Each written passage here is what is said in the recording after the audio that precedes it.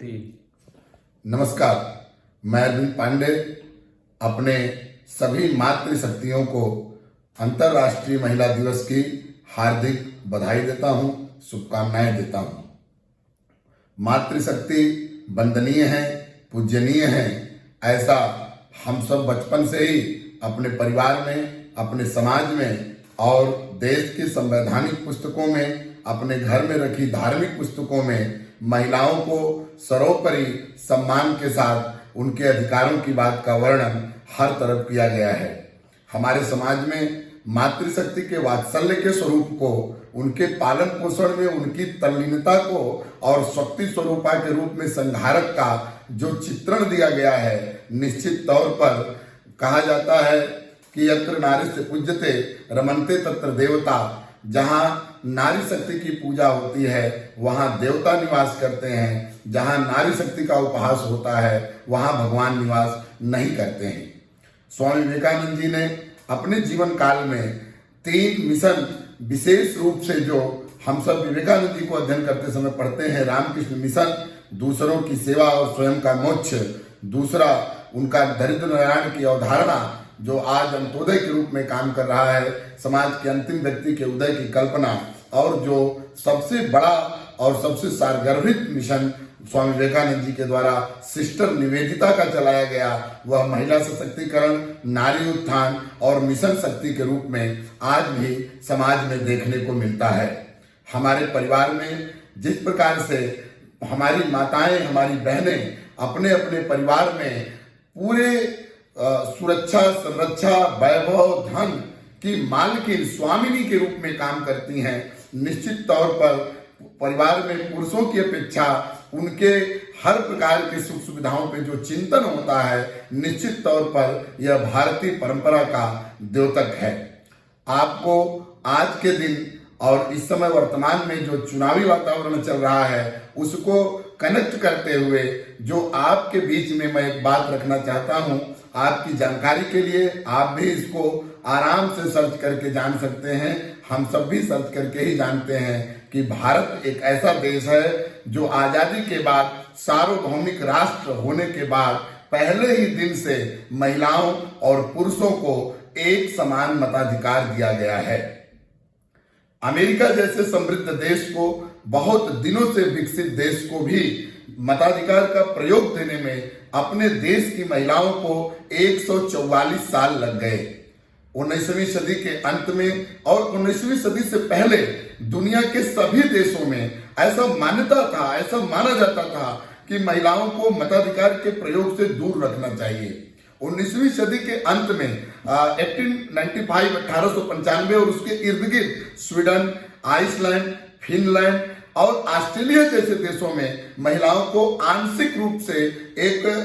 समिति के रूप में या लीडर ऑफ सोसाइटीज के रूप में उनको पहली बार मतदान करने का अधिकार दिया गया।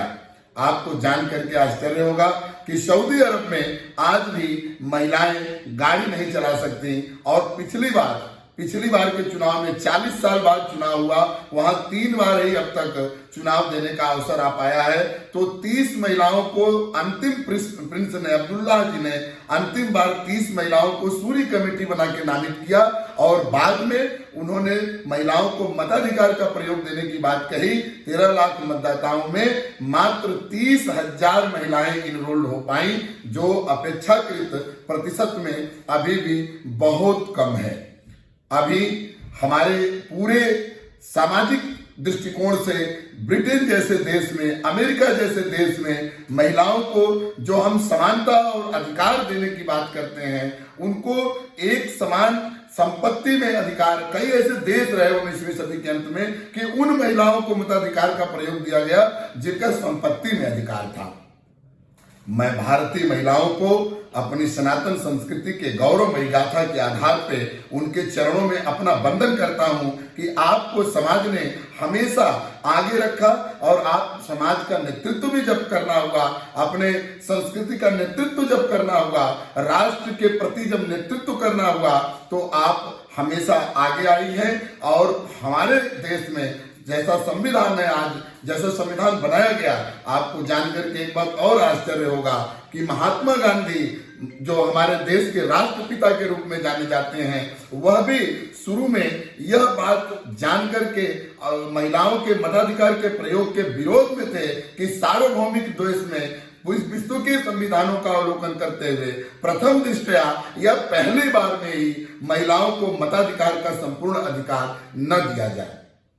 बाद में जब पूरे देशों ने, सारे लोगों ने मताधिकार का प्रयोग करना शुरू किया, ऐसे समय में भारत एक सौभाग्यशाली देश है। भारतीय महिलाएं सौभाग्यशाली हैं और हमारी ये मातृशक्ति मात्र सिर्फ पहले ही दिन से मताधिकार के प्रयोग से आगे नहीं आई, बल्कि हमारी महिलाएं आगे और भी काम कर रही हैं। प्यारे मित्रों, 17 करोड़ जब भारत आजाद हुआ, जब भारत को पहली बार मतदान देने की बात आई, तो 17 करोड़ 30 लाख मतदाता भारत में थे, जिसमें 8 करोड़ के लगभग महिलाएं थी और जिसमें 28 लाख महिलाएं सिर्फ इसलिए इनरोल्ड नहीं हो पाई कि उस समय वह अपना नाम भी नहीं बता पाई। आज संपत्ति के स्वरूप में, नामिनी के रूप में एक एक फॉर्म पे, चाहे बीमा का हो, चाहे बैंक का हो, चाहे चुनावी फॉर्म हो, एक एक जगह पे यदि हम महिलाओं के योगदान को देखें तो मुझे लगता है कि 99% नामिनी के रूप में, घर की मालकिन के रूप में, खजाने की चाबी के रूप में और स्वयं